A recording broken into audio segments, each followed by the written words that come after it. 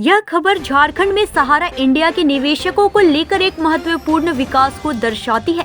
11 दिसंबर 2024 को विश्व भारती जन सेवा संस्थान के संघर्ष के परिणाम स्वरूप झारखंड के महामहिम राज्यपाल ने सहारा पीड़ितों के मुद्दे को गजट में शामिल किया। गजट के 11 नवंबर और 12 नवंबर में राज्यपाल ने स्पष्ट रूप से कहा कि सहारा इंडिया के निवेशकों की लड़ाई सर्वोच्च न्यायालय से लेकर राज्य के हर न्यायालय और संसद से लेकर सड़क तक हर स्तर पर लड़ी जाएगी, जब तक राज्य के सभी निवेशकों को उनका पूरा भुगतान नहीं मिल जाता।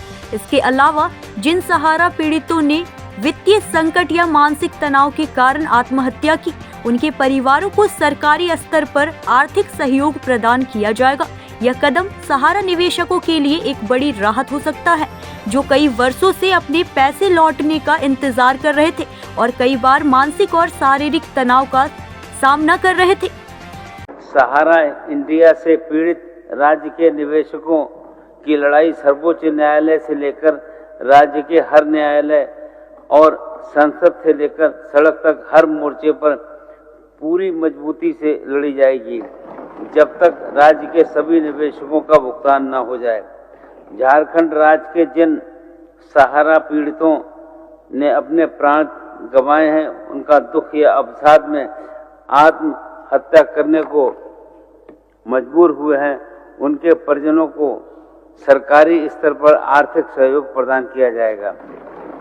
साथियों नमस्कार। आप सभी को पता है कि विश्व भारती जन सेवा संस्थान ने झारखंड में इंडिया गठबंधन को अपना समर्थन इस विधानसभा के चुनाव में दिया था और माननीय श्री हेमंत सोरेन जी से वादा लिया था कि आपको अगर हम लोग वोट देंगे और दिलवाएंगे और सरकार आपकी बनेगी, तो सरकार बनते ही सबसे पहले सहारा पीड़ितों का आप काम कीजिएगा। उस बात पर मुहर लगी थी और हम लोगों में लिखित जो समझौता हुआ था और उसके बाद जो मैनिफेस्टो में जो बातें डाली गई थी, आज वो बातें आगे बढ़ता हुआ दिख रहा है।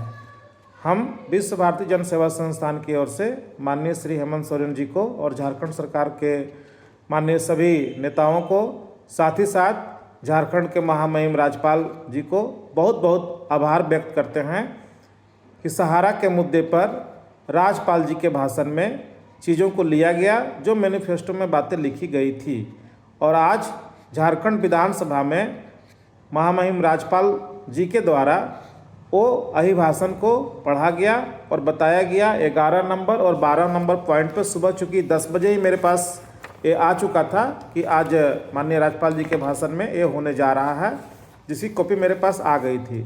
फिर भी मुझे थोड़ा सा संशय था कि जब तक चीज़ों को देख न लिया जाए तब तक देश के लोगों को सूचना देना ठीक नहीं होगा।